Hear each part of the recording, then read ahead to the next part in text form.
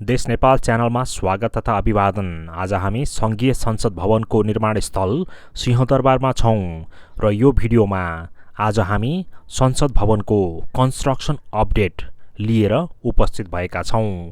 संघीय संसद भवनको निर्माण भने सुस्त गतिमा अघि बढिरहेको छ। 2 महिना अघि मात्रै यस परियोजनाको ठेक्का तेस्रो पटक म्याद थपिएको थियो। अहिलेसम्म परियोजनाको भौतिक प्रगति 78% रहेको छ। शहरी विकास तथा भवन निर्माण मन्त्रालयका अनुसार कालिका टुँडी जेबीले यो परियोजना गत अक्टोबर 2023 मा सम्पन्न गर्नुपर्ने प्रावधान थियो दोस्रो एक्सटेन्सनमा, तर काम सम्पन्न नभएपछि अझै 1 वर्ष म्याद थप गर्न अनुरोध गरेको थियो। तर नेपाल सरकारले जम्मा 6 महिना मात्रै दिएको छ र सो अनुसार अब अप्रिल 2024 सम्म यो प्रोजेक्ट सम्पन्न हुनुपर्ने प्रावधान राखिएको छ।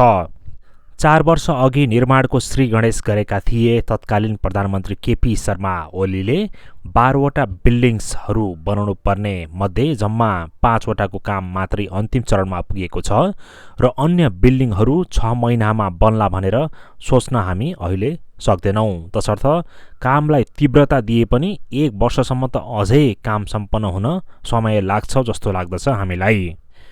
151 रोपनी क्षेत्रफलमा फैलिएको संघीय संसद भवन विशाल छ र नेपाली संस्कृति झल्काउने हिसाबले बनाइएको पनि छ। यस परियोजनामा हाउस अफ रिप्रेजेन्टेटिभ्सको भवन, नेशनल एसेम्ब्ली भवन, भिभिआइपी च्याम्बर लगायत अन्य अफिस बिल्डिङहरू पनि हुनेछन्। 7 अर्ब 92 करोड लागतमा परियोजना बन्ने स्रोतले बताएको छ।